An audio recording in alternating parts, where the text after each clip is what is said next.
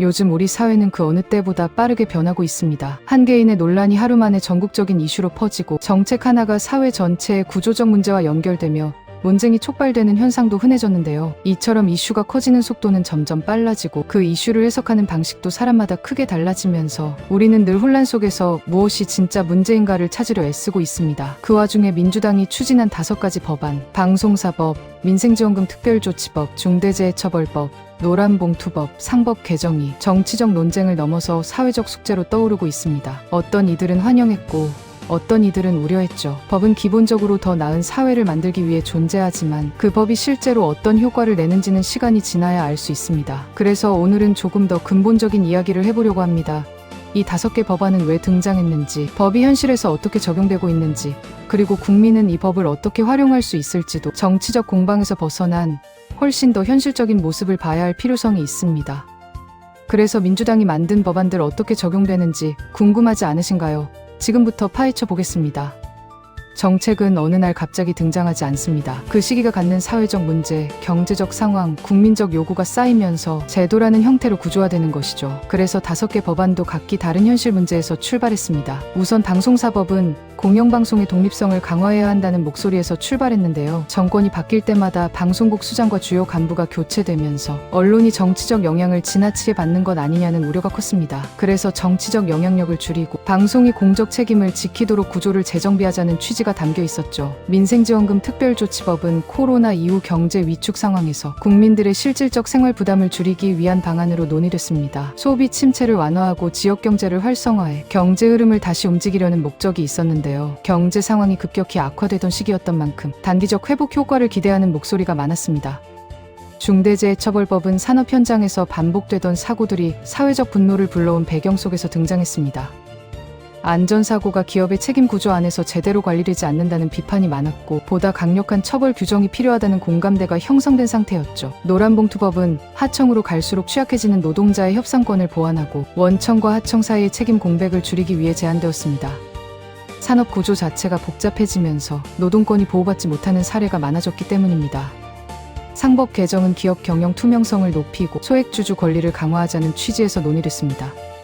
특히 글로벌 기업들이 이미 높은 수준의 투명성 기준을 적용하고 있는 만큼 우리도 시대 흐름에 맞춰 제도를 개선해야 한다는 주장이 있었죠. 이처럼 5개 법안은 서로 출발점은 다르지만 사회 문제를 해결해야 한다는 공통된 요구에서 탄생했습니다. 하지만 의도가 좋다고 해서 바로 좋은 결과가 나오는 건 아니기 때문에 다음으로 넘어가 이 법들이 실제로 어떤 효과를 내고 있는지 들여다볼 필요가 있는데요. 법의 취지와 현실의 모습이 꼭 일치하지는 않습니다. 그래서 이 법이 실제로 어떤 변화를 만들었는가를 살펴보는 것이 중요한데요. 5개 법안 모두 실행 과정에서 크고 작은 논쟁을 불러왔습니다. 방송사법은 독립성 강화를 목표로 했지만 실제로는 이 사회 규모만 커져 조정이 복잡해지고 새로운 갈등 구조가 생겼다는 지적도 나왔습니다. 또한 방송사 내부에서 어느 세력이 더 힘을 갖느냐에 따라 법의 취지가 왜곡될 수 있다는 우려도 여전히 존재합니다. 민생지원금도 단순히 받으면 좋은 돈으로 끝나지 않습니다. 지원금을 받은 사람에게는 분명 혜택이 있지만 국가 재정 부담이 커지고 지원금이 장기적 경제 성장으로 이어지지 않는다는 분석도 있습니다. 특히 물가 상승과 소비 집중 현상으로 일부 지역만 도움을 받고 다른 지역은 여전히 침체된 경우도 있죠. 중대재해처벌법은 산업 구조가 다양한 한국 현실과 맞물리면서 시행 과정에서 여러 혼란을 낳고 있습니다. 대형 기업과 달리 중소기업은 안전 시스템을 갖출 여력이 부족해 처벌 리스크만 커졌다는 반응도 적지 않은데요.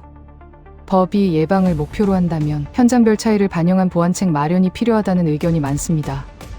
노란봉투법은 노동권 보장 면에서는 진전이 있지만 원하청의 책임 구조가 복잡해져 새로운 법적 분쟁이 늘어날 수 있다는 지적도 있습니다. 기업과 노동자 모두에게 조정 과정이 추가로 필요해진 것이죠. 상법 개정은 투명성을 높였지만 경영진이 소송 위험을 지나치게 우려해 중장기 투자를 주저하는 현상도 발생했습니다.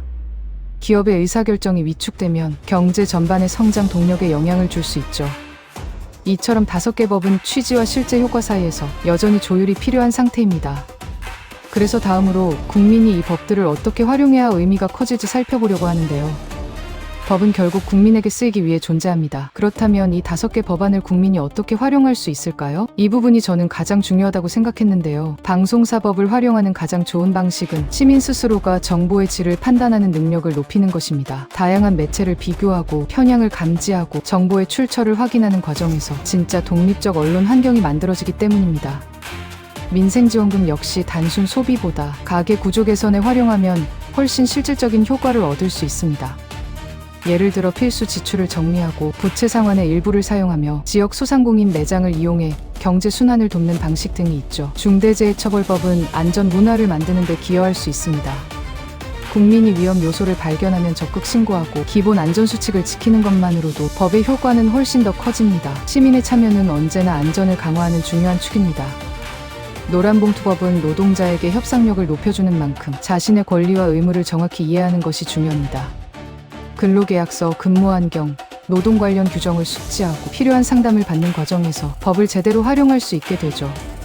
상법 개정은 일반 국민에게도 의미가 있습니다. 소액주주로서 권리를 행사하거나 기업 정보를 제대로 분석해 투자 판단을 내릴 수 있는 시대가 된 것이죠. 즉, 경제활동 전반에 참여할 수 있는 폭이 넓어진 셈입니다. 이처럼 국민의 역할이 커질수록 법은 단순한 규제가 아니라 생활 속 도구로 자리 잡게 됩니다. 그래서 이 법들이 제대로 작동하는지 확인해 볼 필요가 있는데요.